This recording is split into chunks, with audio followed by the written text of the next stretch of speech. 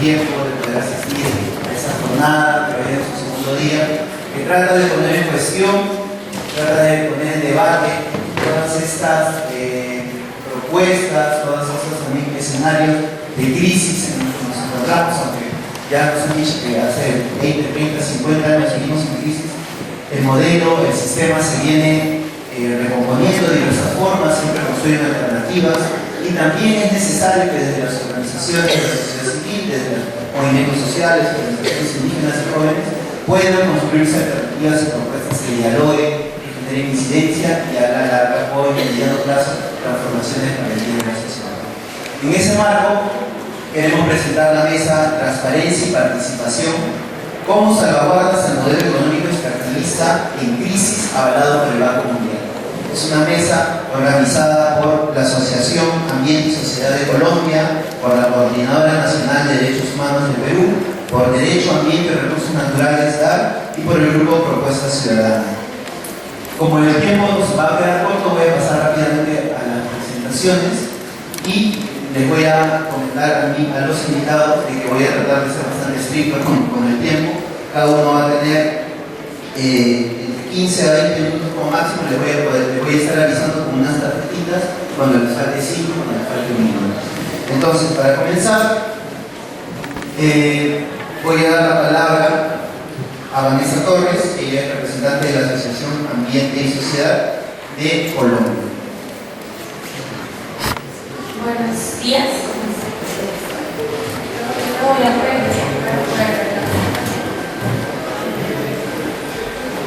Bueno, dentro del marco que previamente nos mencionaron, en torno a un análisis crítico sobre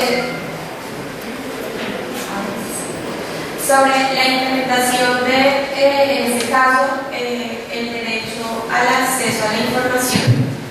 A partir de, digamos, del análisis de una política establecida por el Banco Mundial, digamos que en el caso de mi organización fue de nuestro interés realizar un análisis, digamos, partiendo de ese contexto internacional, un análisis, digamos, general en torno a cómo se implementa la política, para posteriormente analizar un poco cuál es el contexto regional de, digamos, de la implementación de este derecho, para posteriormente aplicarlo al caso colombiano y poder darnos cuenta, digamos, cómo estos parámetros internacionales influyen al interior de la construcción de ordenamientos jurídicos internos. Y creo que es importante establecer, digamos, analizar como caso ejemplar el modelo colombiano, porque nuestros países, digamos, que viven la mayoría procesos similares en cuanto al desarrollo de derechos como el acceso a la información, la participación ciudadana y la transparencia. Siguiente, por favor. Bueno, entonces, en primer lugar, es importante conocer cuál es la política, digamos, que se implementa en materia de acceso a la información por parte del Banco Mundial. Fue una política establecida en el año 2009 que exige la facilitación de toda información con la cual cuenta el banco, a no ser que encaje ciertas, digamos, excepciones de la divulgación. Se promueve divulgación de información constante del banco, digamos que en cuanto a las excepciones se refiere un poco a temas técnicos. Por primera vez el Banco Mundial incluyó una manera en que se puede anular en nombre del interés público la retención de documentos, para que entonces se pueda divulgar, y se comprometió a hacer públicos los estados financieros auditados de proyectos junto con los informes sobre la implementación del monitoreo. Digamos que posteriormente vamos a hacer como un análisis crítico de la implementación de esta política. Y pues para resaltar, creo que podemos mencionar el papel del panel de inspección como pues el organismo establecido por el Banco Mundial para que la sociedad civil, específicamente a través de comunidades, presente quejas en materia de aquellos proyectos que desarrolla el Banco Mundial, que está financiando el Banco Mundial. Particularmente puedo mencionar el caso colombiano. Digamos que es importante resaltar la importancia de estos mecanismos, digamos, de acceso y de, digamos, de un poco dar a conocer a instituciones tan grandes y tan importantes como el Banco Mundial cuáles son los perjuicios que se están generando en las comunidades frente, pues, al financiamiento que éste realiza. Menciono particularmente en el caso que que se dio en Buenaventura, en Colombia. Una empresa colombiana, una empresa internacional se encargó de la construcción del puerto de Buenaventura. Buenaventura está ubicado en el departamento del Chocó, en Colombia. Digamos que el Chocó es uno de los puntos biogeográficos más importantes del mundo.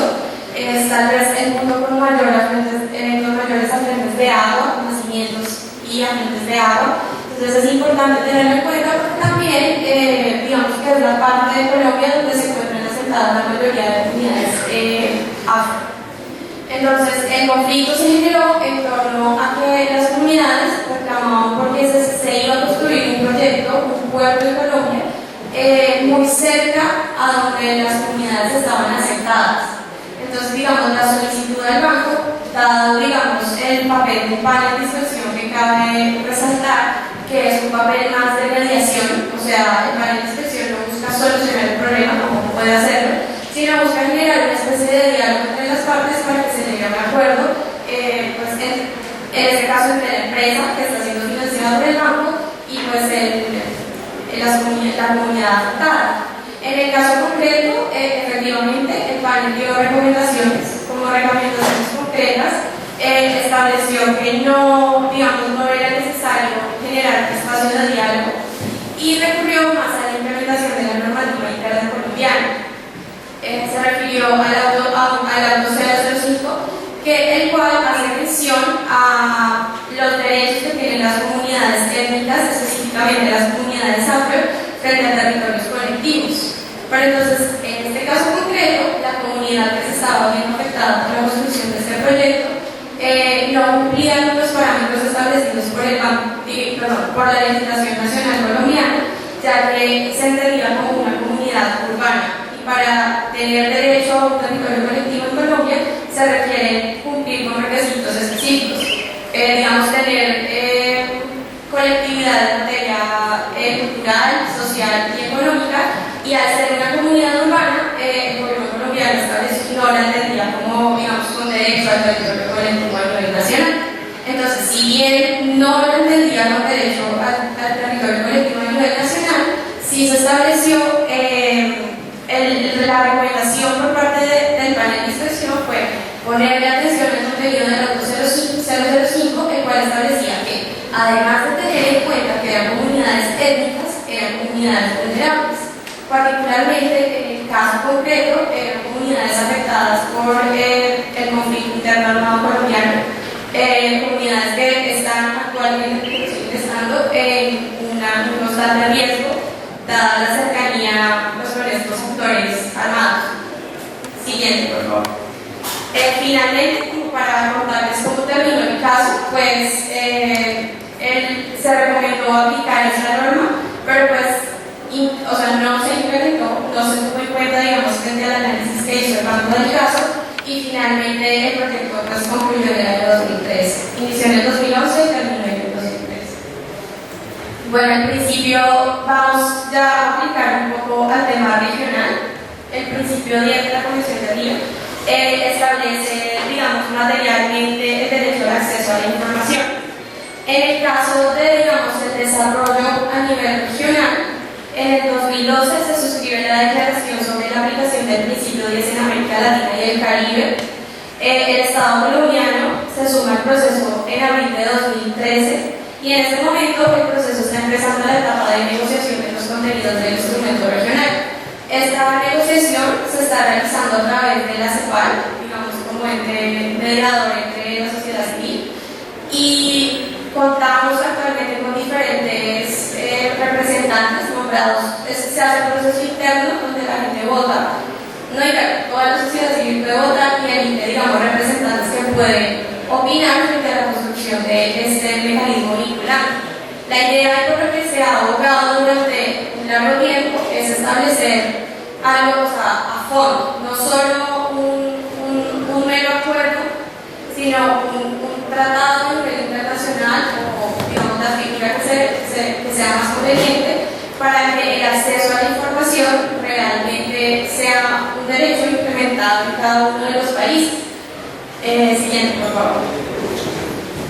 Bueno, una de las iniciativas, y pues se las voy a conocer, que se está implementando, y digamos que esto empata directamente con este contexto general que mencioné anteriormente frente a la política del Banco Mundial, porque podemos ver que hay gran movilización por parte de la sociedad civil buscando que se materialicen este tipo de derechos. O sea, pues nosotros consideramos que el derecho al acceso a la información, a la transparencia y a la participación es fundamental para que realmente haya una protección general de derechos humanos para todas las comunidades, especialmente las comunidades vulnerables, como es el caso de las comunidades étnicas. Entonces, esta iniciativa de acceso se llama Iniciativa de Acceso TAI, que está conformada por organizaciones de la sociedad civil, de la cual pues nosotros hacemos parte. Entonces, digamos que hemos venido haciéndole seguimiento a cómo se está materializando este derecho en diferentes escenarios a nivel internacional, regional y nacional. Y es una iniciativa que trabaja para que los ciudadanos tengan el derecho y capacidad de influir en las decisiones sobre los recursos naturales que sostienen a sus comunidades a través de la promoción de los derechos de acceso. Entonces, esto es principalmente para darles a conocer la iniciativa. Realmente es un grupo interesado en desarrollar. Entonces, si ustedes quieren conocer más sobre esto, aquí como paréntesis pueden buscarlo en línea, y realmente es muy interesante el proceso que se ha desarrollado porque ya se tiene un escenario, digamos, en torno a una discusión formal de cuál va a ser el mecanismo que se va a emplear para materializar el principio de eso. Entonces considero que es importante tenerlo en cuenta. Siguiente. Bueno, y ya digamos para aplicar un poco al caso concreto, en el caso colombiano, cómo se implementa el derecho al acceso a la información en Colombia. Bueno, como es sabido, y si no los contextualizo, la Constitución colombiana es bastante proteccionista en materia de derechos. Tiene una protección, podríamos decir que alta, en materia de derechos fundamentales. Si bien en la implementación se ha disminuido mediante autos y resoluciones que han materializado el contenido de la Constitución Nacional, el contenido como tal es bastante proteccionista en este sentido. Entonces, concretamente, el derecho al acceso a la información y a la participación ciudadana se regula en los artículos 15, 20, 23 y 74. Todas las personas, lo leo textualmente, todas las personas tienen derecho a acceder a los documentos públicos, salvo los casos que establece la ley. Es importante mencionar que en la Constitución de Colombia se solicitó elaborar una ley estatutaria, que es una ley estatutaria la que contiene el desarrollo concreto de un tema. En este caso, el derecho al acceso a la información. Digamos que cabe resaltar como una importante mención que en el caso colombiano, la ley de acceso a la información, desde la Constitución del 91, vino a ser expedida hasta el año pasado, en 2014. Entonces podemos ver que tuvimos un largo periodo sin que se implementara, sin que existiera un marco de aplicación real del derecho al acceso a la información. Entonces sí, digamos que por parte de la sociedad civil existía una alta demanda y solicitud al Estado colombiano porque creara la ley de acceso a la información, porque realmente se estaba regulando y se estaba limitando el acceso a los documentos a los cuales la sociedad civil efectivamente tenía un derecho sobre ninguna base jurídica. Entonces aquí podemos decir que se estaba regulando a partir de un vacío jurídico. Bueno, esto es una mención de una sentencia, la de 473 del 92, en la cual se reconoce el carácter fundamental del derecho al acceso a la información como un derecho autónomo que se materializa por medio del derecho de petición, que creo que es una figura que en todos nuestros países se aplica, y ante su vulneración se puede acudir a la acción de tutela como el medio de defensa judicial propicio. La información es contenido en la ley 57 del 85 y digamos que sigue vigente. Seguía vigente hasta el año pasado, hasta la expedición de la ley 1712 del 2014 sobre acceso a la información, de la cual les voy a hablar más adelante. Es confidencial o reservada cuando su contenido haga necesario mantenerla en secreto en virtud de la garantía de principios superiores como la seguridad jurídica o la seguridad nacional. Debe ser expresamente reconocido por la ley. Entonces, empata completamente con el comentario que hice previamente. Esta era la regulación que se daba de la derecho al acceso a la información en Colombia. Al no existir un marco a nivel regional o a nivel internacional claro frente a la implementación del mismo, era la partecita de la ley que se aplicaba y como podemos ver, mencionar como principios superiores seguridad jurídica y seguridad nacional son temas bastante amplios, que si no se les plantea unos limitantes pueden vulnerar el derecho al acceso a la información, como efectivamente estaba pasando pues, en el país.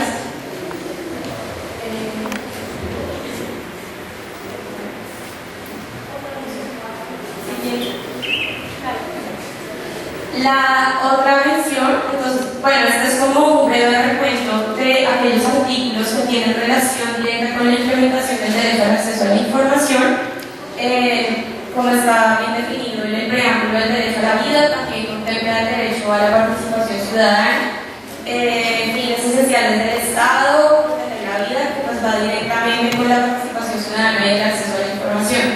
Es importante aclarar que si bien son derechos completamente diferentes, uno necesita del otro para poder existir. O sea, si no hay acceso a la información material, no se puede tener participación ciudadana efectiva, porque son las bases de esa información, documentos importantes a los cuales nosotros como ciudadanos, como sociedad civil, podemos tener acceso, que podemos realmente generar una incidencia y una participación material en diferentes escenarios.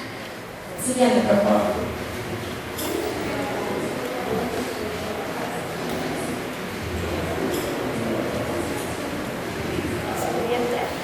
Siguiente, por favor. Siguiente.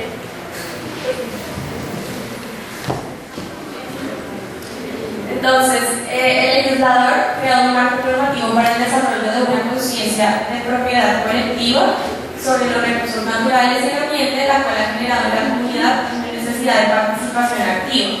Esto es importante mencionarlo porque la Constitución colombiana también es conocida como la Constitución Verde. Es una constitución que es bien contradictoria porque también es un desarrollo en materia del modelo de desarrollo económico que tenemos en Colombia, pero digamos que en materia ambiental tiene precedentes importantes como por ejemplo el reconocimiento de la consulta previa como un derecho fundamental.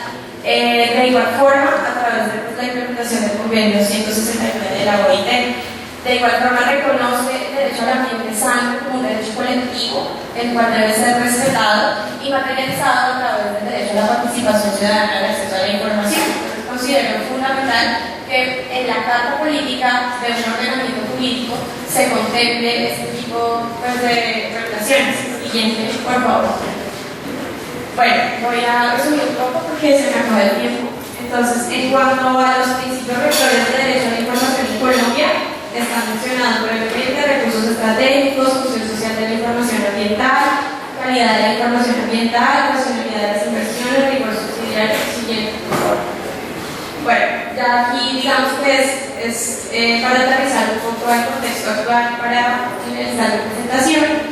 El año pasado se expidió la ley 1712 del 2014, es la ley de transparencia y derecho a la información pública. Entonces, esta es la ley estatutaria, digamos, solicitada desde el año 91 por el legislador, está establecida taxativamente en la Constitución, como les mencioné previamente en el artículo 152, y está marcada en la categoría de derechos y deberes fundamentales de las personas y los procedimientos y recursos para su protección. Digamos que esta norma se fundamenta en el marco de desarrollo normativo de la OEA, el cual reconoce el derecho de acceso a la información como un requisito indispensable para el funcionamiento mismo de la democracia. Entonces, considero importante leerlo brevemente. En este sentido, todos los Estados miembros de la OEA tienen la obligación de respetar y hacer respetar el acceso a la información pública. Bueno, aquí vemos como la base, ¿no?, a nivel internacional para materializar el derecho al acceso a la información. Siguiente, por favor. Bueno, brevemente les cuento el objeto de la ley. Esto es un poco cómo se dio el proceso, pero no tengo tiempo para especificarlo. Entonces, objeto de la ley busca regular el derecho de acceso a la información pública, los procedimientos para su ejercicio y garantía de las excepciones frente a la publicidad de la información. Siguiente. Avances y aportes. Bueno, realmente es una ley bastante importante. ¿Por qué? Porque digamos, aglutina todos los principios bajo los cuales se rige el derecho al acceso a la información, basándose pues obviamente en normativa internacional como el principio de publicidad, de transparencia, de divulgación proactiva. Siguiente. Se define el derecho fundamental al acceso a la información, que considero es el mayor aporte que tiene la ley, porque lo define. O sea, antes era muy de ver conceptos, se había dado a través de jurisprudencia, pero no hay como tener una norma clara en materia del tema. Entonces se define como que toda persona puede conocer sobre la existencia y acceder a la información pública en posesión o bajo control de los sujetos obligados. Bueno, este es como el desarrollo del concepto, lo pueden ver. Siguiente. Se restringe la excepcionalidad del derecho al acceso a la información, como previamente les mencioné antes, era un concepto bastante general. Se pasa a, digamos, a establecerse que el derecho al acceso a la información consiste en divulgar la información pública con efecto, obligación de producción y capturar información pública. Para cumplir lo anterior, los sujetos obligados se entienden como tales funcionarios, entidades privadas y funciones públicas, entidades privadas con funciones públicas deberán implementar procedimientos en materia de archivo, y digamos que la innovación es que ya se solicita a los funcionarios y entidades privadas con funciones públicas que mantengan un tema de memoria a nivel web, pues porque ya digamos que es necesario. Siguiente, por favor. Bueno, esto es un poco de los demás contenidos de la norma. Siguiente. Bueno, entonces, en cuanto a las conclusiones, podemos decir que sigue para el panorama colombiano. Entonces aquí, digamos, lo aterrizo un poco con el contexto inicial que mencionamos. Es que, si bien la norma ya entró en vigencia desde septiembre del año pasado, la aplicación ha sido muy poca. En primer lugar, es muy contradictorio porque es la ley de acceso a la información y transparencia y muy pocas personas conocen que esta ley existe. En segundo lugar, el contenido de la norma no es claro, o sea, no es tan claro y debería serlo porque es un tema, digamos, fundamental no solo para el funcionamiento de las entidades públicas, sino también pues, para el respeto de los derechos fundamentales de los ciudadanos.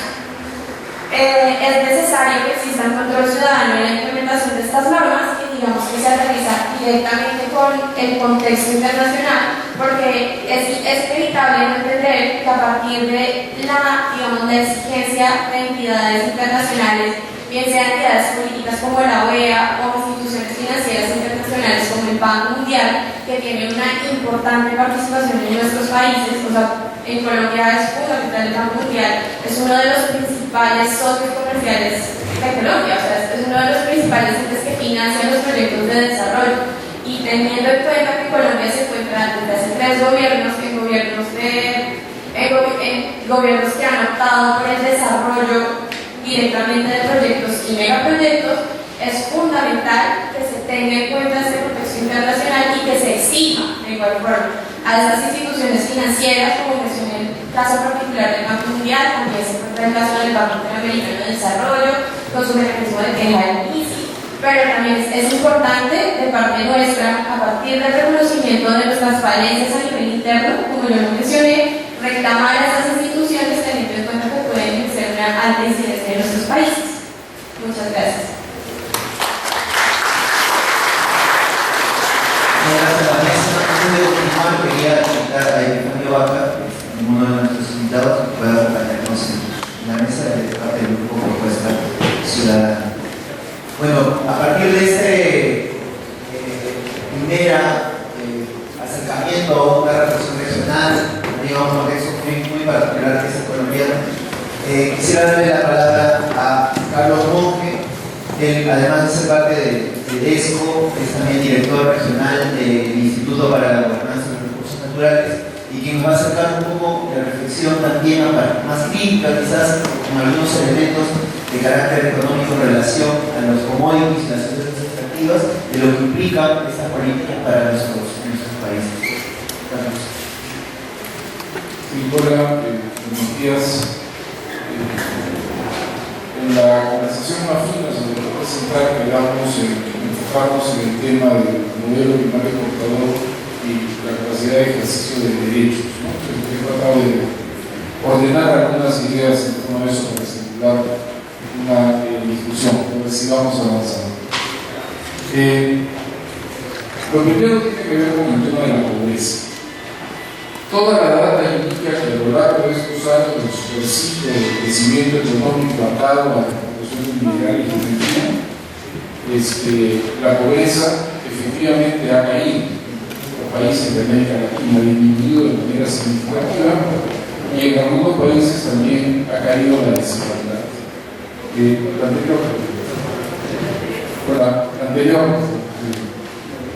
Pero el problema es que esa caída es insostenible, porque dependía de una China que crecía al 12% y por tanto consumía energía, cobre, oro, minerales y cantidades formidables, pero naturalmente eso no podía durar para siempre, eso lo sabe cualquier economista, ¿no?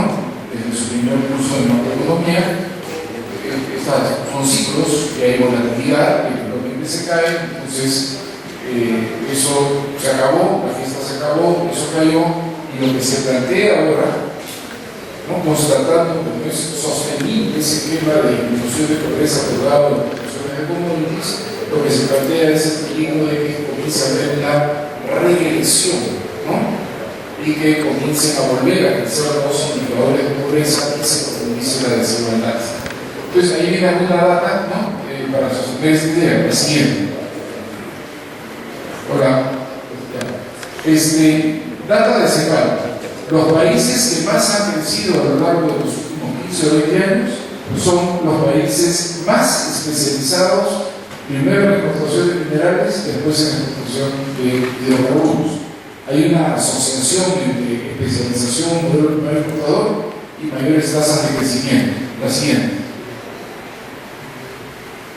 Y uno ve, ¿no?, cómo en relación a ese crecimiento hay un largo ciclo de caída de los indicadores de pobreza. La siguiente.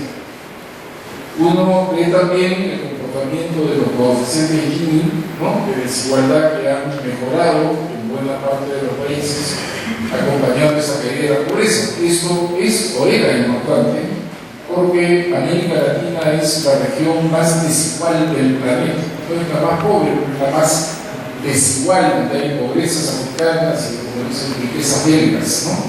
Entonces, haber disminuido un poquito la desigualdad también es importante, pero a la siguiente, toda la data indica que se cayeron los precios, se frenó el crecimiento, entonces viene la pregunta de ¿y ahora qué va a pasar?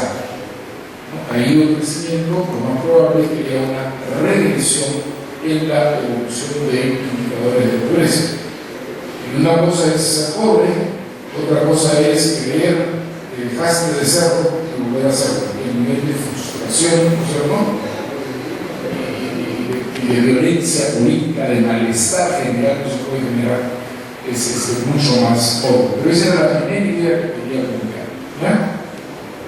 La idea de que un país puede superar la pobreza y la desigualdad colgado de un ciclo, de un boom, de un momento excepcional de ingresos públicos provenientes de commodities es siempre una ilusión, porque esos procesos no son por su propia naturaleza sostenibles y al final se caen, y con esa caída se cae todo lo que estaba asociado a eso. Eso pasó, esa es la historia del Perú.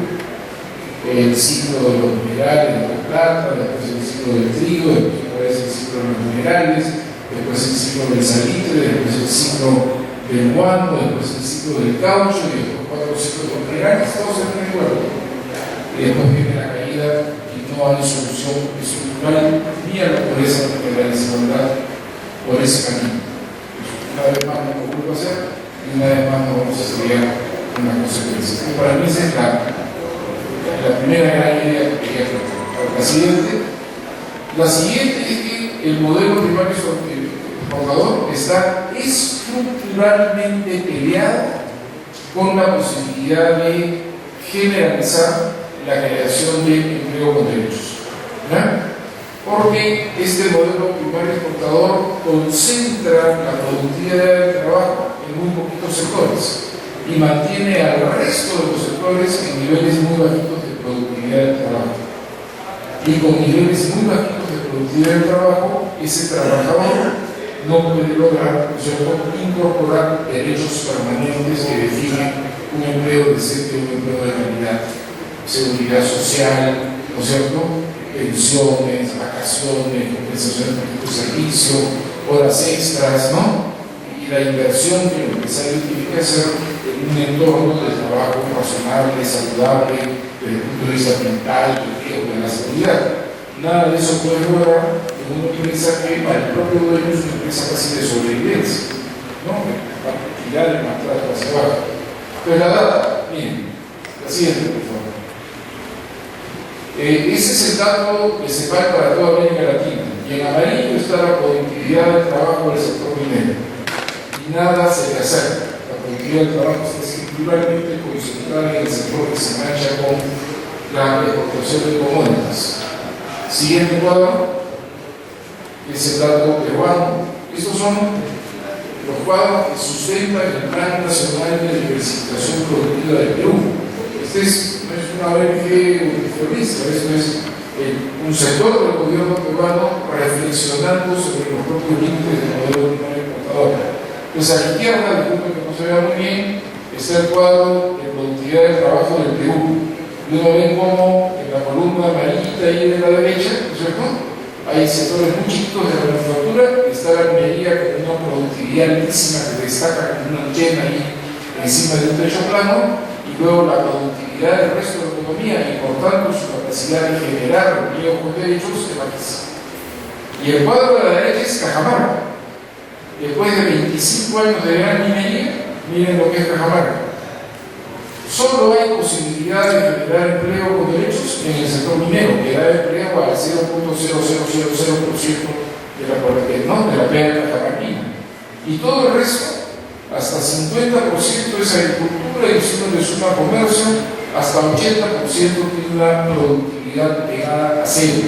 Esa es una economía de pobreza, de sobrevivencia en el mundo rural, y es una economía de micro y pequeña empresa también de sobrevivencia en el mundo rural, sin ninguna capacidad de generar empleo con derechos, empleo decente, empleo digno, como quieran llamarlo, ¿no? Y eso es dicho por el señor Piero Messi, ministro de este gobierno, no por el compañero José de Chávez, José Sacamó, Acordado, ¿no? O por algún crítico así enloquecido de la izquierda, no. Es de la propia constitución que sale desde adentro del gobierno peruano de que el modelo es estructuralmente un problema y nos condena estructuralmente a una situación de economía, de empleo, digamos, ¿no?, sin derechos, de empleo precario, de empleo informal, de empleo de sobrevivencia, tanto en el mundo urbano como rural. El gráfico de Cajamarca es absolutamente brutal en ese sentido, después de 25 años de éxito minero, entre comillas, ¿no? Entonces pasamos la tercera idea, ¿no? El modelo primario exportador se convierte estructuralmente en una amenaza permanente a los derechos de la población a decidir sobre su territorio, no solo de la población indígena, a los derechos de todos los sectores de la población, de las poblaciones en general, a decidir sobre el destino de sus territorios. ¿Por qué? Porque tanto los hidrocarburos como la minería son recursos naturales no renovables. Entonces, una vez que se acaba de minerar acá, el empresario tiene que ir a buscarlo allá, y cuando se acaba allá, ¿no es cierto?, tiene que seguir buscando. Entonces, la frontera minera y hidrocarburífera, petrolera y del gas se tiene que expandir constantemente porque esa es la naturaleza del negocio.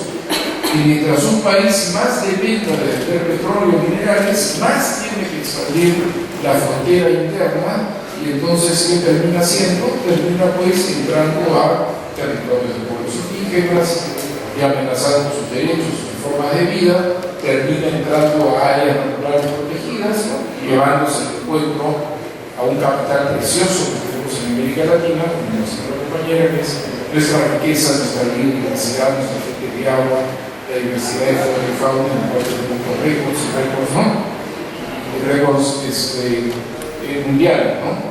Entonces, ese es un problema estructural del modelo primario exportador. Ahí va alguna información. La siguiente, por favor. Miren la manera como ha crecido en el Perú el número de concesiones, ¿no es cierto? Y más o menos va pegadito a la evolución de la demanda y de los precios, ¿no? Cae cuando hay una crisis después del 99, sigue creciendo brutalmente, se frena un poquito el 2008-2009, pero en general, digamos, desde que arrancó el superciclo, ¿no?, de demanda y precios en el año 2002, porque hay un crecimiento exponencial del número de concesiones, porque mucha gente veía ahí un buen negocio que quiere dedicarse a la minería. Ahora la siguiente, el resultado de esa locura, de esa carrera de concesiones, la siguiente, por favor, es eso, ¿no? El 20% del Perú está concesionado. Ahora, si uno mira nomás la mancha, el mundo andino, que es donde están los minerales, entonces miren el mapa, eso es 80%, hay provincias y distritos que están concesionados al 100%.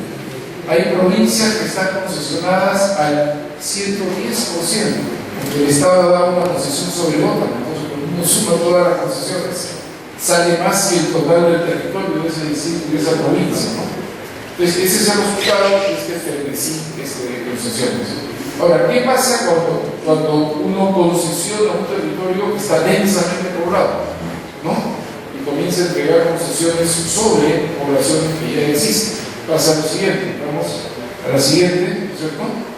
Pasa que se generan muchos conflictos sociales, porque la gente se resiste a esta invasión de actividad minera, sobre todo en territorios que no tienen costumbre, tradición, cultura de hacer minería, y que tienen otras maneras de entender su vida, su territorio, lo que quieren hacer con ello, ¿no es cierto? Entonces se genera conflictividad y se genera como respuesta del Estado criminalización de la protesta social, ¿no? Entonces, ¿qué es lo que ha pasado como resultado de esta ampliación brutal de la frontera minera? Y eso que no he puesto el mapa de la Amazonía, que los compañeros de Tari y nosotros conocemos bien, que en 10 años pasó de 15 a 78%. En 10 años.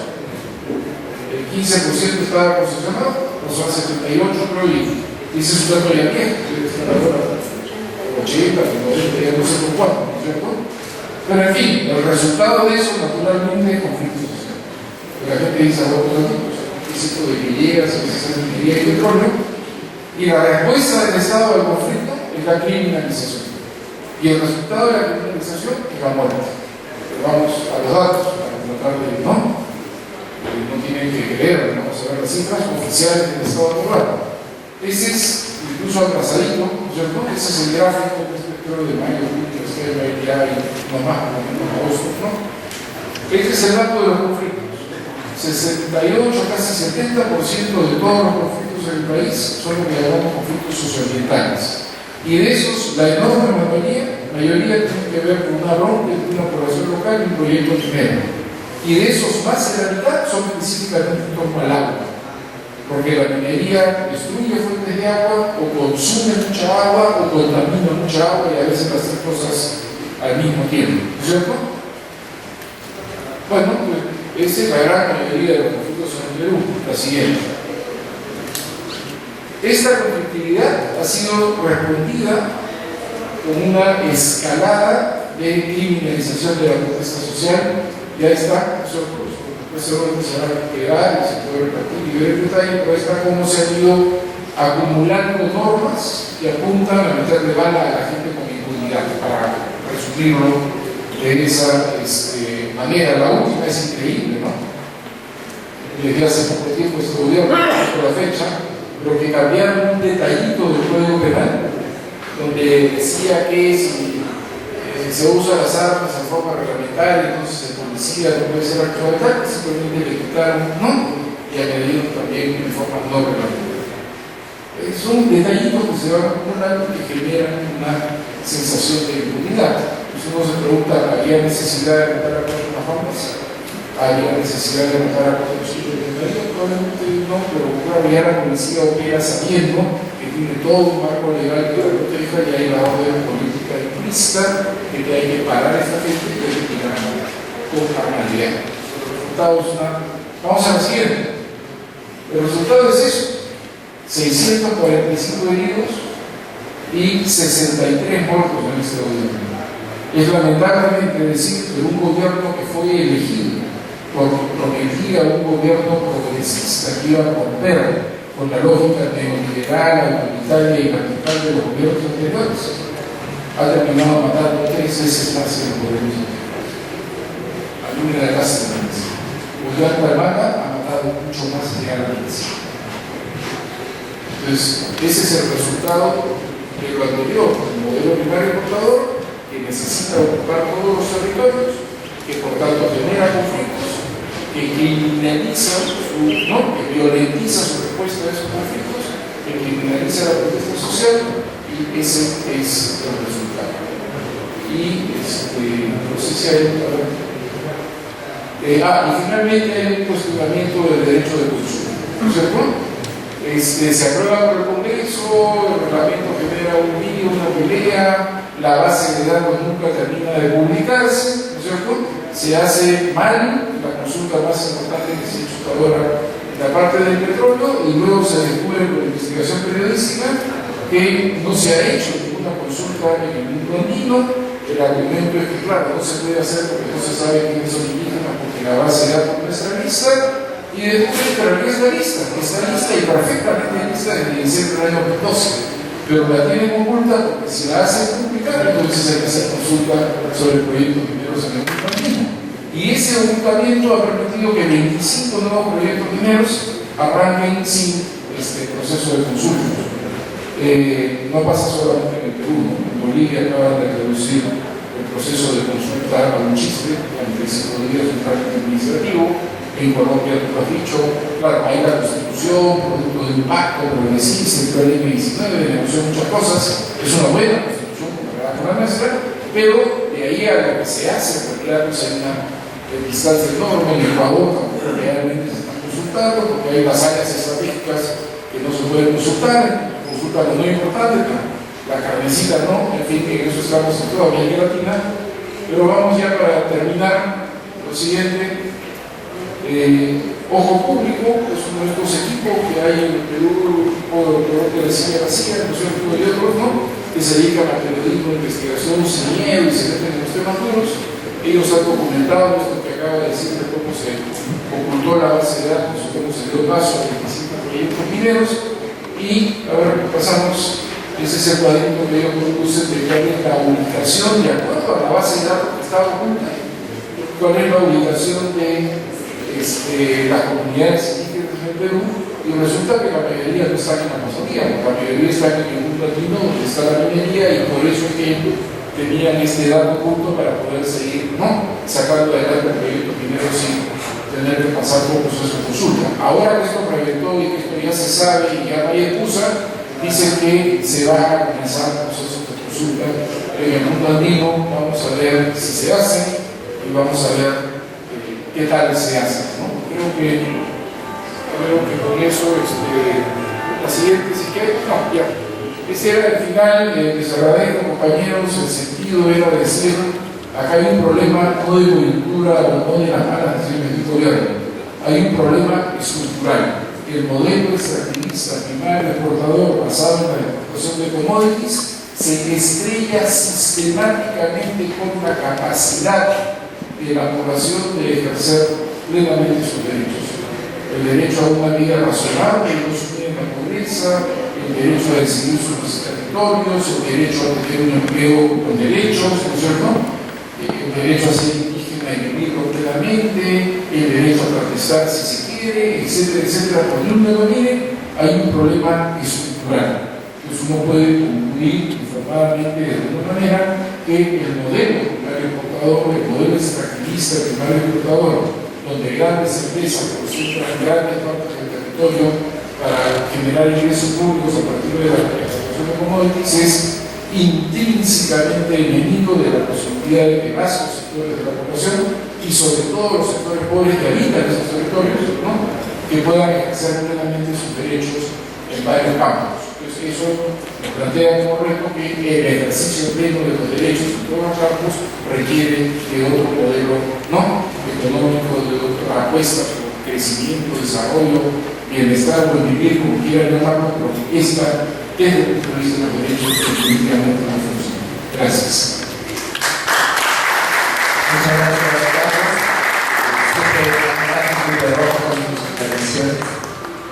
Definitivamente nos han mostrado que este no es solamente un problema económico, ¿no? Que las consecuencias de implementación de un modelo que depende, en este caso de la renta de los recursos naturales, no son solamente consecuencias de la ley económica. Para conocer un poco más de cuáles son estas consecuencias de manera específica, quiero invitar a dar la palabra a Epifanio Vaca, él es parte del grupo Propuesta Ciudadana.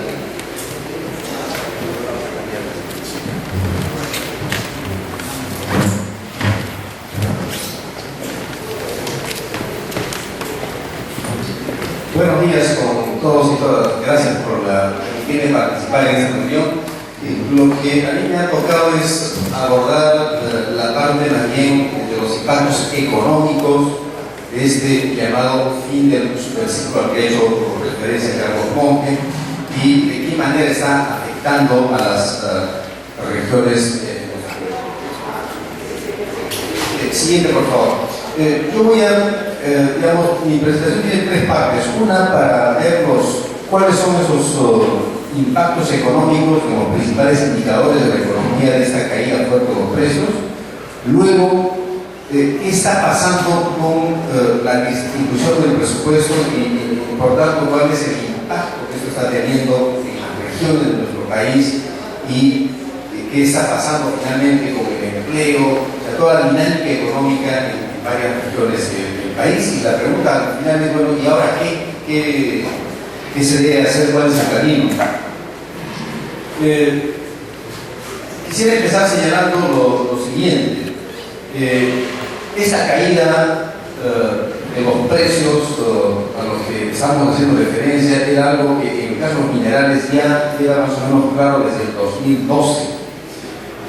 Sin embargo, hasta hace poquito había una fuerte resistencia en los voceros del gobierno, las autoridades económicas de aquí y también de fuera, por reconocer esto. Recién hace 6 meses el ministro de Economía mismo, la señora esta del Fondo Monetario Internacional, la gente del Banco Mundial, habla claro y dice: la fiesta se acabó. Es decir, este periodo de auge de precios que duró 10 años ya se acabó, que ahora lo que tenemos es un nuevo periodo de precios más bajos y que va a durar muchos años, no se sabe cuánto tiempo. Y por tanto, vienen tiempos de escasez, de menores recursos. Siguiente, por favor. Estos son los datos que ustedes ya deben de conocer, cómo se han caído primero los precios de los minerales desde 2011. Poco a poco, hasta ahora sigue cayendo todavía el precio del cobre y el precio del petróleo, más bien asociado al gas. Esa caída ocurrió ya el año, está por aquí, no está. Eso ya ocurrió entre fines del 2014 y este año, pero fue más brusco. Vale la pena hacer referencia a una discusión que hay desde varios meses en Perú, y es que los defensores más radicales, digamos, del modelo económico dicen que en realidad esa caída, esa desaceleración, porque el año pasado la economía creció solo 2.3% y la proyección del gobierno era crecer más de 5%, o sea, hemos crecido casi a menos de la mitad, y este año va a ser lo mismo. El gobierno planteaba inicialmente crecer más de 5%, y hace poco ya aceptó que debía ser 3, y ayer nomás el Fondo Monetario sale a decir que va a estar entre 2.3, 2.5. El ministro de Economía salió un poco por eso para decir que esa era una proyección pesimista, pero es la realidad. Entonces, frente a este resultado hay una discusión que es interesante conocerlo. Algunos, esta derecha conservadora, que está en realidad gobernando económicamente nuestro país, dicen que eso en realidad es responsabilidad de este gobierno incompetente, incapaz, que no ha tomado las medidas, no ha hecho las reformas necesarias a tiempo, es decir, a todo lo que Carlos hace referencia, liberalizar, desregular el mercado laboral. Ellos quisieran que la ley Pulpino hubiese salido adelante. Todo lo que es tecnología ha debido desaparecer y no lo ha hecho a tiempo. hay un sector que le echa la culpa de la mayor parte de esta situación al gobierno, mientras que hay otra que dice que en realidad esa caída económica no solo es del Perú, es de toda América Latina y en el mundo. Entonces los factores externos son mucho más importantes y yo sé lo que piensa de ese modo, que sin quitarle la responsabilidad porque este gobierno realmente es malo, decirle que toda esa aceleración económica es su completa responsabilidad es una mentira, es manipular la realidad. Como Carlos Monge ha dicho, lo que pasa es que este modelo primero importador, ese crecimiento sostenido basado en los precios de las materias primas, dependía pues estrechamente de esos precios altos, altas rentabilidades. Como eso se cayó, los capitales son pues como las aves, son como las golondrinas, van allá donde hay buen clima. Entonces, hace tiempo en el Perú y en América Latina, en varias partes del mundo donde habían, digamos, estos recursos naturales en abundancia, llegaron capitales baratos, ¿no? Eso no ha cambiado, llegaban capitales baratos y obtenían rentabilidades muy altas por los precios generales bien altos. Eso ha cambiado y por tanto los capitales también se están yendo rápidamente y vamos a ver los datos. Entonces, quería transmitirles esta idea de, creo que es una media verdad, es falso decir que toda esa situación es porque el gobierno ha tomado un conjunto de medidas para abrirle el paso, para facilitar el camino a las inversiones privadas. Siguiente. ¿Qué es lo que está pasando desde hace un año exactamente? Varios indicadores económicos están deteriorándose fuertemente. El peso de las industrias extractivas es uno de ellos en la economía total. En su buen momento, la economía y los hidrocarburos aportaban el 14.4% del Producto Nacional. Eso está ahora en 11.7%, está en caída. Siguiente. Las exportaciones, en su momento más alto, minería y hidrocarburos, pero principalmente minería, representaban 70% de todas nuestras exportaciones, del valor de todo lo que vendemos al extranjero. Eso está ahora en 62 y cayendo, ya debe estar por debajo de 60 al 2015, por estos datos son al 2014. Siguiente. Igualmente, a estos indicadores, la línea roja son los términos de intercambio y los azulitos son balanza comercial. ¿Qué significan los términos de intercambio? Es la relación entre los precios de todo lo que vendemos entre los precios de las cosas que compramos.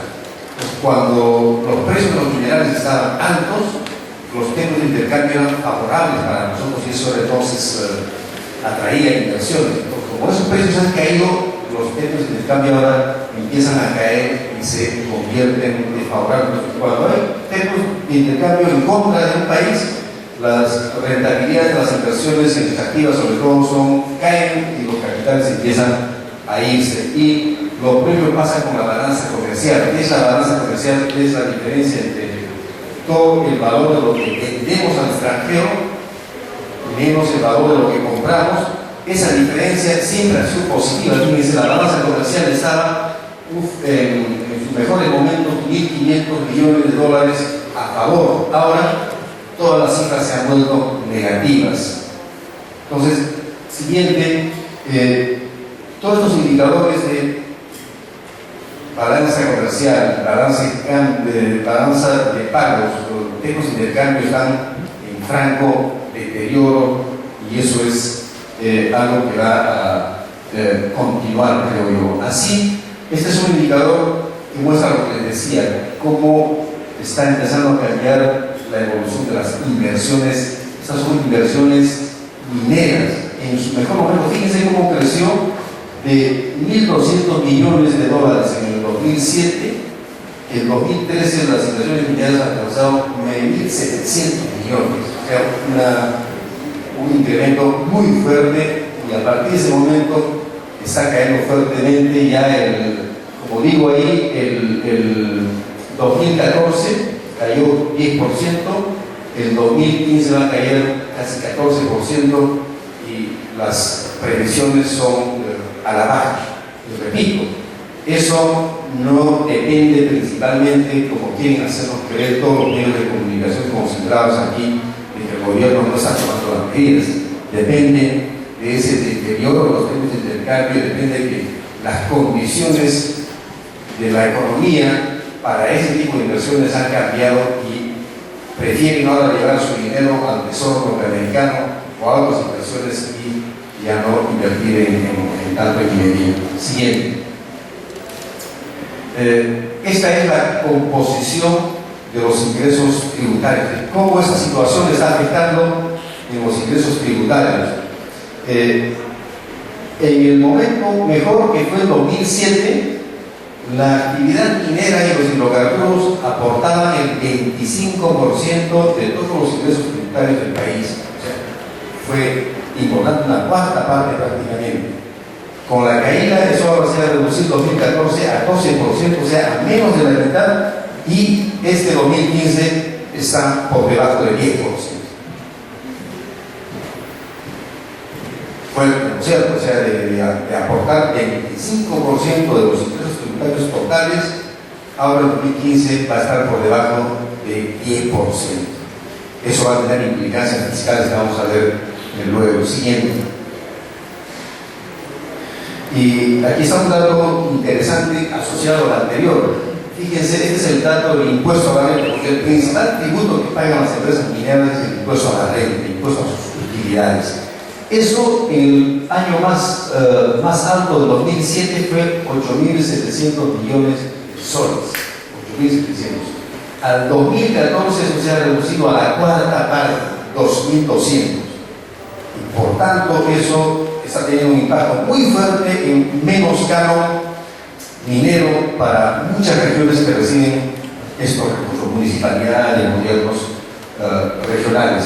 Ahora, claro, aquí detrás de esto hay un debate fuerte porque el impuesto a la renta se ha reducido prácticamente en 75%, pero los precios no han caído tanto, o sea, los precios han caído en 30 hasta 40%.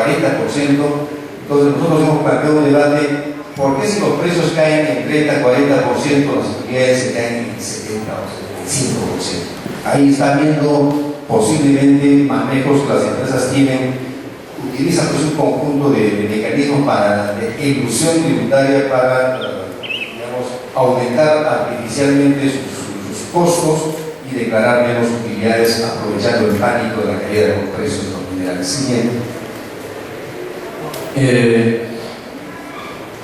Aquí está la evolución de lo que llamamos la renta que captura, o sea, los ingresos de la actividad minera y petrolera que el Estado captura, que el Estado obtiene.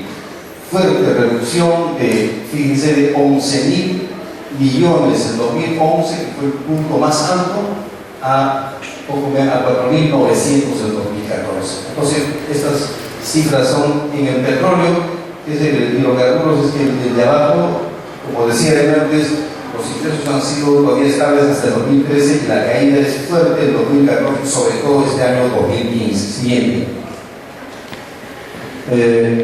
Siguiente, ya no toco este tema. Sí, aquí está la información sobre la evolución de las transferencias que el gobierno nacional hace a las distintas regiones del país por distintos conceptos: canon minero, regalía minera, canon gasífero, petrolero, el fondo Calisea y otros, o sea, conjunto de transferencias. Y aquí quiero transmitir otro mensaje muy sencillo. Este auge de los precios, este boom económico que tuvimos del 2004 al 2011-12, con la legislación vigente, permitió un proceso de descentralización del presupuesto interesante. Es decir, como ustedes todos saben, vienen de regiones como Cajamarca, Ancash, Cusco, Piura. Las municipalidades y gobiernos regionales recibieron crecientes recursos por caña, ¿no? Pero así como ese auge llegó a esa situación del presupuesto, ahora se está produciendo un rápido retroceso, ¿no? disminuidos los ingresos, hay menos transferencias y inmediatamente ahora esas regiones que tenían mucho dinero ahora empiezan a enfrentar escasez de presupuesto, reclamos de la gente y un descontento que es cada vez más grande. Siguiente.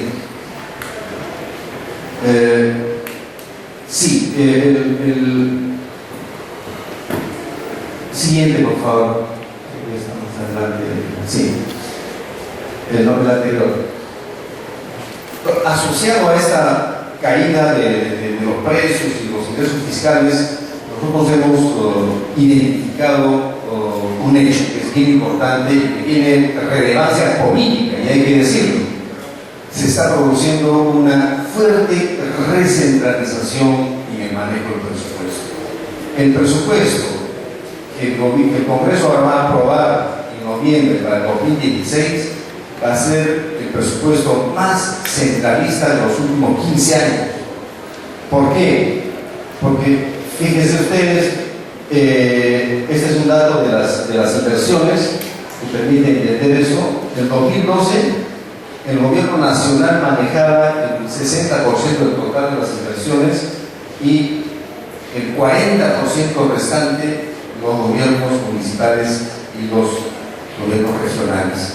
Ese fue el mejor momento para, si quieren, para 2011-12, para la descentralización en términos de manejo del presupuesto. Eso ahora ha retrocedido porque el gobierno nacional ha aumentado su participación de 60 a 68% y obviamente se reduce la participación de las municipalidades del gobierno nacional. Y el 2016 eso va a ser peor. Siguiente, no sé si hay traigo el dato de no está, pero el proyecto de presupuesto presentado para 2016 es más centralista aún. ¿Y por qué? Esa recentralización del presupuesto, pongo énfasis en esto porque eso afecta a las poblaciones de las regiones de nuestro país. Aún cuando todos sabemos que hay corrupción en el manejo de los presupuestos en municipalidades y gobiernos regionales, la ventaja de que ahí esté dinero es que estando más cerca de la gente, eso llega más fácilmente a la gente que cuando el dinero está centralizado en Lima, en el gobierno nacional.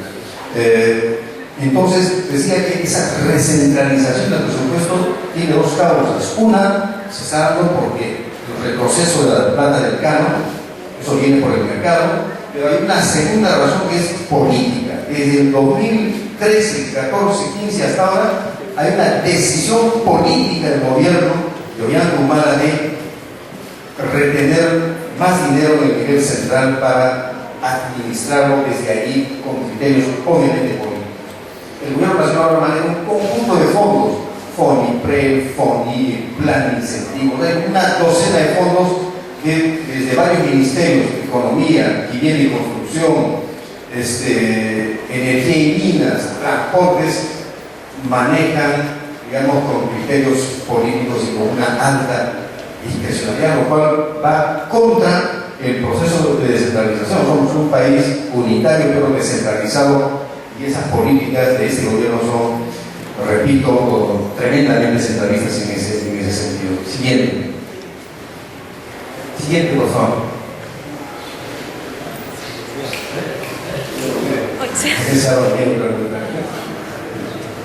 Siguiente.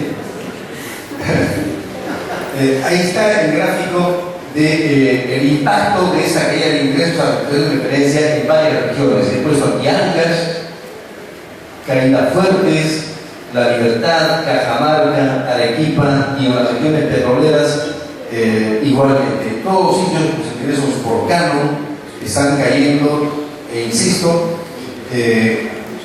aquí un gran responsable de que esa caída se esté dando sin ningún tipo de compensación es el Ministerio de Economía, ¿no? Que es el gran poder, es el gobierno de nuestro país y el Ministerio de Economía ha decidido que no importa que los ingresos se caigan bruscamente en las regiones, nosotros seguimos actuando de la misma manera, no hay mecanismos de compensación y porque el presupuesto total sigue creciendo, eso también hay que decir. ¿Por qué? Porque el gobierno está cada vez acudiendo a deuda para suplir esos menos ingresos. Estamos endeudándonos para tener presupuesto siempre creciendo hacia arriba, pero todos esos incrementos de dinero se quedan en el nivel central, en el gobierno nacional.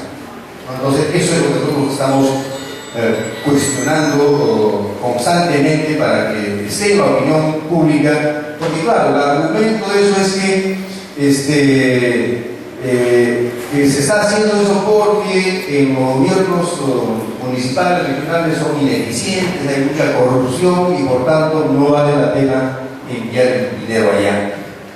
Pero esa es una media verdad, porque si uno mira indicadores, los gobiernos regionales y municipales tienen igual o mayor eficacia en el gasto. El único sector en el nivel nacional que tiene buen desempeño es transportes y comunicaciones. El resto son iguales o peores que el nivel nacional y la corrupción está allá donde está el dinero, sea esté descentralizado o centralizado, no sea. Siguiente. Y aquí están algunos datos recientes que les diré sobre el impacto de esta desaceleración económica en las regiones. Fíjense ustedes, estos son datos que produce el Banco Central del Deseo y también del Instituto Peruano de Economía, que nos dicen, estos son datos al primer trimestre del 2015, o sea, a marzo de este año, está habiendo un crecimiento negativo en las regiones del norte y en las regiones del sur está aproximándose a cero, o sea, el crecimiento, Cusco ha estado creciendo a 15-20%, o sea, había un crecimiento muy fuerte asociado a ese punto extractivo y eso se está desinflando. Entonces, está empezando a sentirse ya en las regiones, salvo el centro todavía el dinamismo está fuerte, supongo con la presencia de Teomocho, con las inversiones nuevas ahí, pero la desaceleración económica primero se sintió en Lima y a nivel nacional, está llegando ya fuertemente al norte especialmente y al sur. Imagínense si ahora llega el Niño fuerte, esa región del norte va a ser fuertemente golpeada. Siguiente. El siguiente, sí, así como eso hay datos de empleo, la venta de semillas, varios indicadores económicos están en franca caída y empezando a mostrar datos negativos. Entonces yo termino en medio minuto de mi presentación señalando la siguiente, que todo esto nos debe llevar a plantearse preguntas y una reflexión que ha dicho ya Carlos Montt.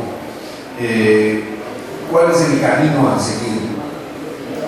Si ustedes ven los medios de comunicación, hay un sector de la derecha que sigue diciendo que hay que insistir con más inversión minera, que lo único que tenemos que hacer es limpiar el camino, sacar la tramitología, no hacer consulta previa para que las inversiones vengan. Han hecho un cálculo diciendo que si no hubiesen habido conflictos, si no se hubiesen paralizado un conjunto de proyectos, hoy día estaríamos en el mejor de los mundos. Eso es falso. Cuando en todo el mundo CEPAL, Banco Mundial lo están diciendo a todos los países, en estas reuniones de ayer el presidente lo ha dicho claramente, los países tienen que empezar a pensar cómo reestructuran su economía, su crecimiento, es decir, tienen que pensar en generar otros motores de crecimiento que no sean solamente el extractivo. Esa es la recomendación general y esa es la discusión que tenemos que ir poniendo más fuertemente en el país, no solo a nivel nacional, porque a nivel regional ni morir. Hay que pensar de qué manera la planta del carbón, que todavía existe, se debe utilizar de mejor manera para fortalecer pues, las economías en la agricultura, en la ganadería, el turismo, la artesanía y digamos, reflexionar también lo bueno y lo malo que hicimos, porque efectivamente todo este boom ha llevado a muchos problemas que hay que evaluar. Ha habido un gasto innecesario, mucha corrupción, son tiempos para la discusión, para la autocrítica y cómo podemos hacer mejor las cosas. Muchas gracias. Muchas gracias, Ricardo. Con el tiempo apremio, voy a dar rápidamente para conocer un poco más de cuáles son las implicancias y los efectos de la implementación de este tipo de políticas en nuestro país. La palabra a Ida Gamboa, ella es especialista del programa de gestión socioambiental e inversiones de Derecho Ambiente y Recursos Naturales.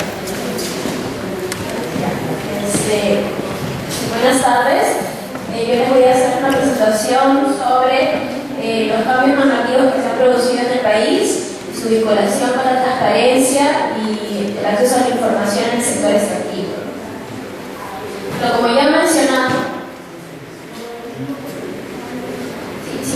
como ya he mencionado, Ifan, Carlos, Vanessa, hay un contexto, ¿no?, de aceleración de inversiones y de mayores inversiones extractivas en infraestructura en la región, en el país.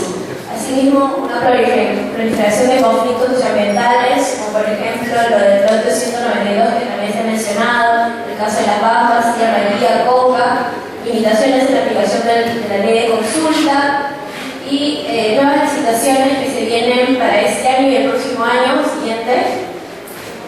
Bueno, cerca de 26 licitaciones en hidrocarburos y la mayoría están ubicadas en la Amazonía. Siguiente. Bien. ¿Y esto cómo se vincula con la transparencia y el acceso a la información, ¿no?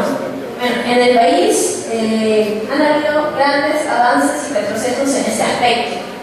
Tenemos, por ejemplo, diversas iniciativas que el Perú se ha adherido, como la Iniciativa para la Transparencia de las Instituciones Activas, EITI, otra iniciativa llamada Alianza de Gobierno Abierto. Son iniciativas mundiales donde diversos países, 60, 40 países, se adhieren para promover la transparencia, luchar con la corrupción y asimismo generar un gobierno más eficiente en el presupuesto público, ¿no?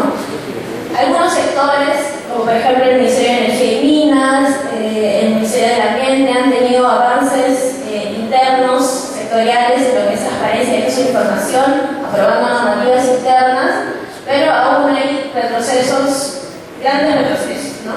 Por ejemplo, ¿no?, lo que les mencionaba, la aprobación de diversas normas entre el 2013 y el 2015 para acelerar la inversión en el país, que se ha generado sin participación y transparencia adecuada. Siguiente. Bueno, acá este es un cuadro donde muestro algunos avances de las instituciones respecto a los portales de transparencia estándar. Siguiente. Las diversas instituciones han mejorado desde el 2013 hasta el 2015. Tenemos, por ejemplo, el caso del Ministerio de Agricultura, que tiene 100%. Siguiente. Asimismo, en el acceso a la información, como sabemos, hay una ley de acceso a la información donde los ciudadanos tienen el derecho de acceder a información y control del Estado, y con los años las instituciones han progresado, ¿no? Desde el 2013 al 2015 vemos que hay instituciones que responden en menor tiempo. Sin embargo, siguiente.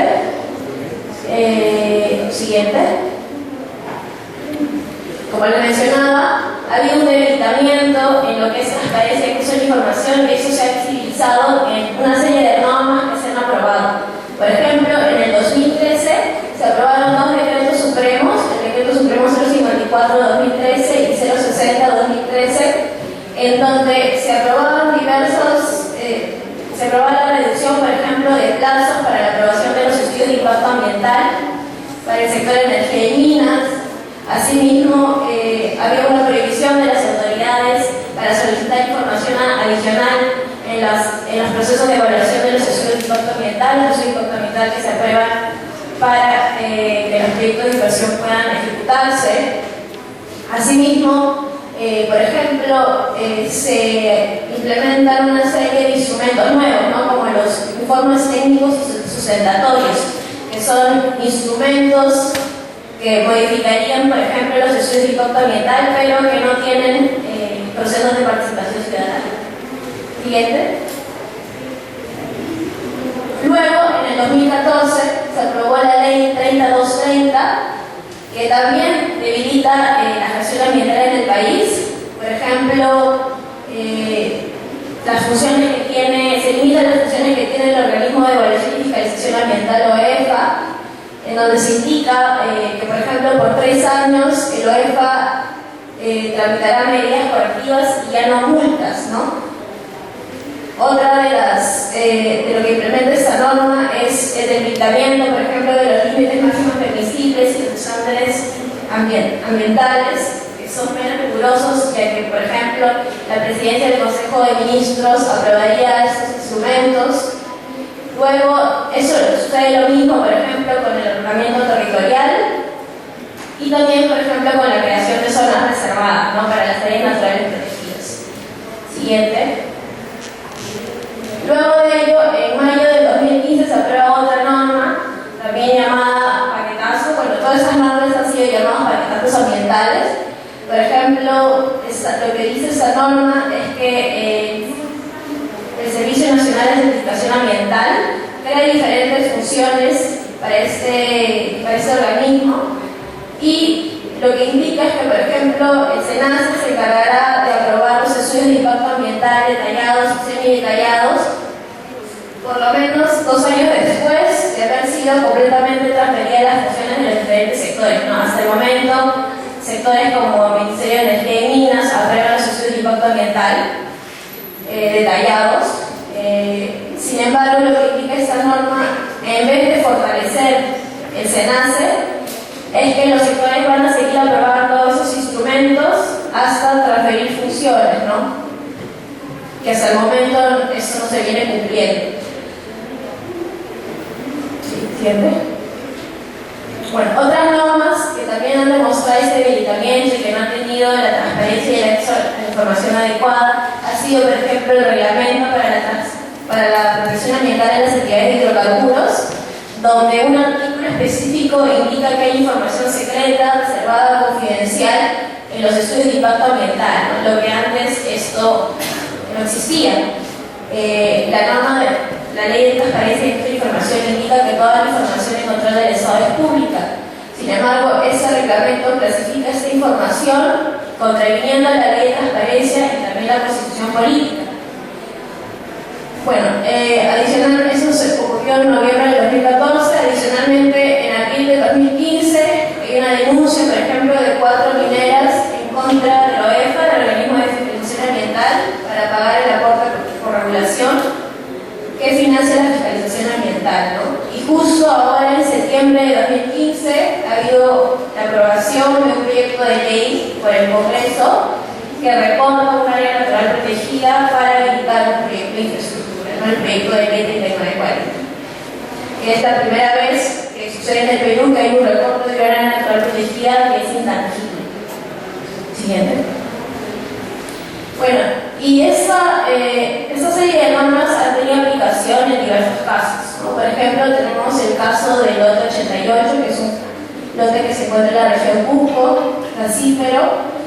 Con este caso se aprobaron los primeros decretos supremos que les mencioné, el 054 y el 060, donde se agilizaban los plazos para la aprobación del estudio de impacto ambiental, ¿no? Había una inflación de operaciones y hubieron una serie de irregularidades en, por ejemplo, 2 instituciones, ¿no?, el Servicio Nacional de Áreas Naturales Protegidas y el Ministerio de Cultura, que es el ente rector para la protección de los pueblos indígenas en aislamiento voluntario y contacto inicial.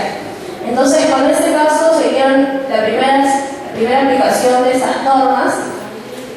Y siguiente. Y tenemos otro caso que es el caso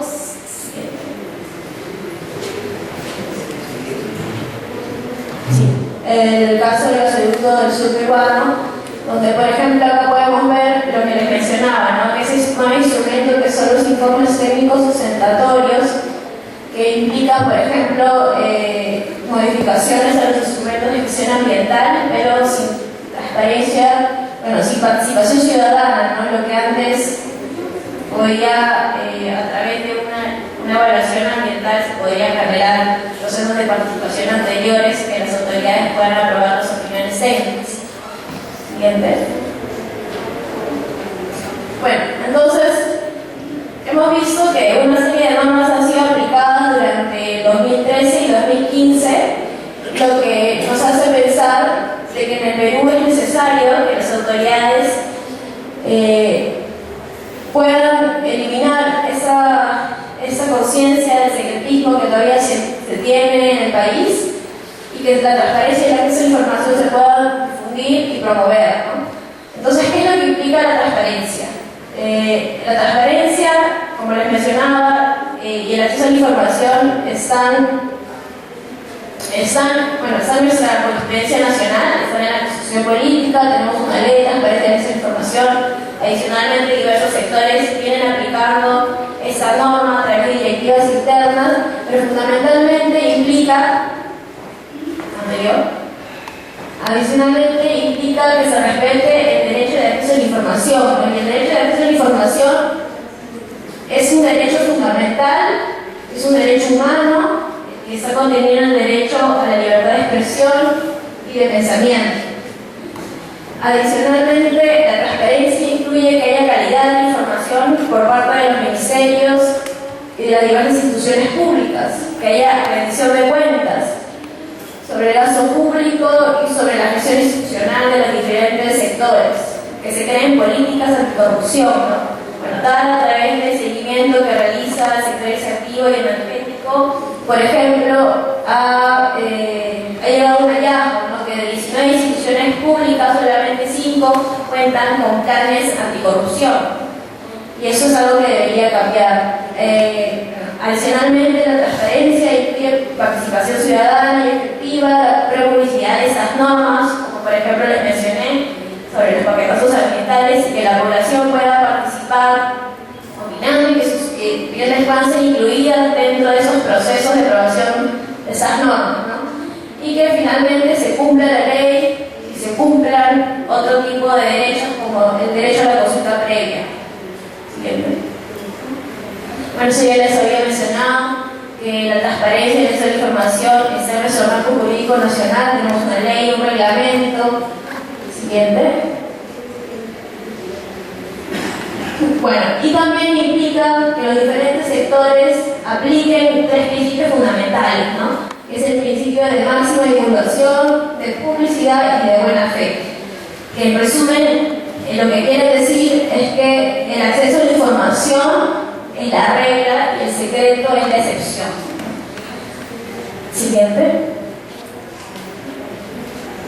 Entonces, como les mencionaba, todo ese tipo de normas y avances que han habido en el país deben conllevar a que la población pueda participar directamente para que no se generen justamente lo que se ha mencionado antes, los grandes conflictos ambientales, 4 muertos que han habido en el conflicto de las Pampas, que estos documentos y estas políticas ambientales puedan ser disponibles y puedan ser completas, oportunas, entendibles y de fácil acceso a la población, que los estudios de impacto ambiental puedan estar a disposición de la población y asimismo todas las modificaciones que se generen en esos procesos, debido a que es de vital importancia todos los impactos que se generan dentro de los proyectos extractivos. Siguiente. Y también que se puedan cumplir todos los acuerdos internacionales que el Perú ha suscrito, ¿no? Como por ejemplo lo de la Alianza del Gobierno Abierto, que es una alianza internacional que lucha contra la corrupción, contra la transparencia. El principio 10 que mencionaba Vanessa, es la aplicación del acceso a la información y transparencia del tema ambiental.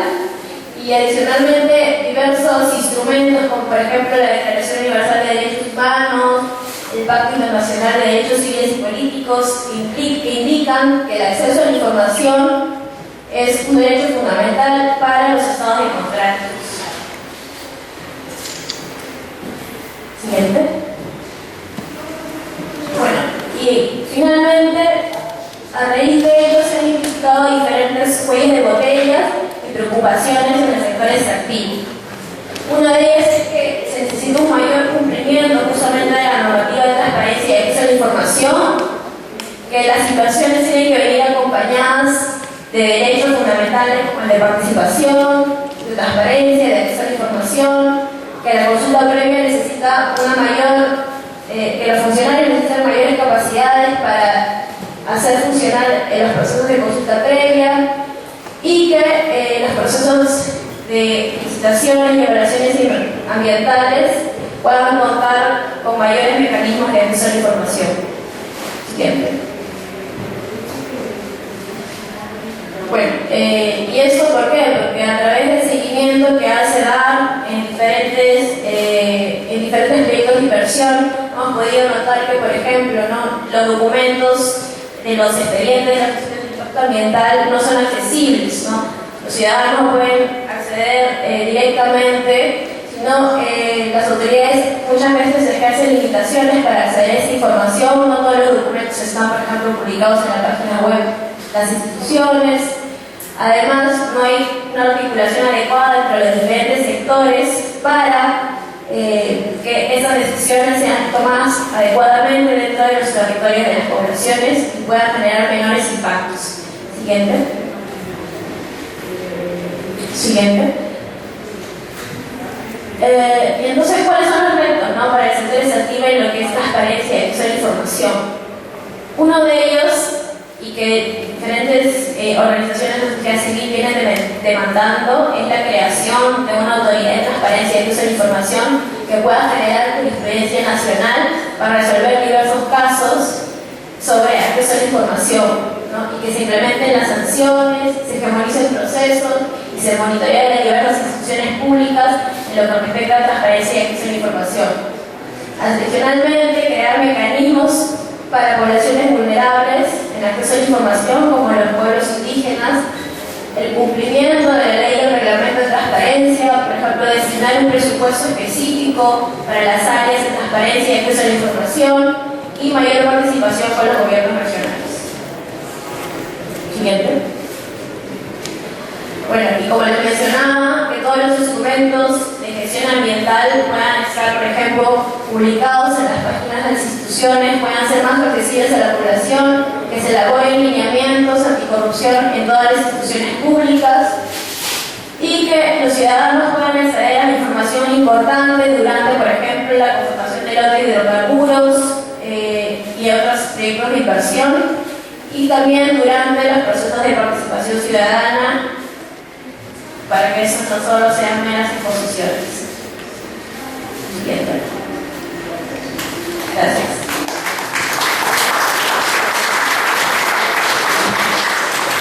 Muchas gracias. Y quisiera solamente comentar dos ideas a partir de lo que nos han compartido nuestros amigos, amigas, invitadas. La primera es que este tipo de espacios en donde nos encontramos diferentes organizaciones, actores, sirven justamente para poner en disputa posiciones hegemónicas, ¿no es cierto? Verdades a veces absolutas, extremas, en donde nos siguen diciendo que todo está muy bien, no pasa nada, vamos a seguir creciendo, entre comillas.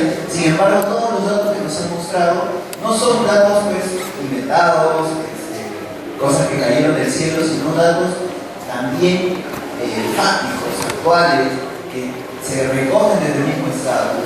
Entonces, esa situación nos permite poder disputar sentidos, poder decir con la propia información de ellos, de que, por ejemplo, en el tema extractivo, en términos de hidrocarburos, las empresas han estado perforando los últimos 10 años y no han encontrado lo que esperaban encontrar. Estamos en un escenario delicado energéticamente, estamos en un escenario de retroceso, de inversión, de ya no tanta firma de contratos, ya no se están encontrando tantos recursos. ¿Qué plantea ese escenario? Varias respuestas, te lo han comentado también. Herramientas legislativas, jurídicas, flexibilización de normas, vulneración de derechos, pero también desde el sector privado una cruzada, por ejemplo, a favor de la exploración. Van a haber nuevas avanzadas para desarrollar actividades de exploración y poder encontrar esa rentabilidad que están empezando a perder. Entonces es necesario en un escenario como el actual, preelectoral, de que podamos tomar reflexiones como las que hemos escuchado hoy y exigirlas que estén presentes en el debate preelectoral, que sea realmente sensato, claro, proactivo y real una discusión, por ejemplo, sobre la diversificación productiva en el país, una real discusión sobre el cambio de la matriz energética. Vamos a seguir dependiendo del gas, vamos a seguir dependiendo de poder seguir encontrando más camiseras, o vamos a, por ejemplo, impulsar medidas reales, eficaces para encontrar energías renovables. Entonces hay muchas afirmaciones, muchas propuestas, muchas reflexiones que nos han dejado nuestros amigos y amigas, que esperamos puedan ser llevados a sus organizaciones, a los espacios en los cuales ustedes trabajan. Muchas gracias.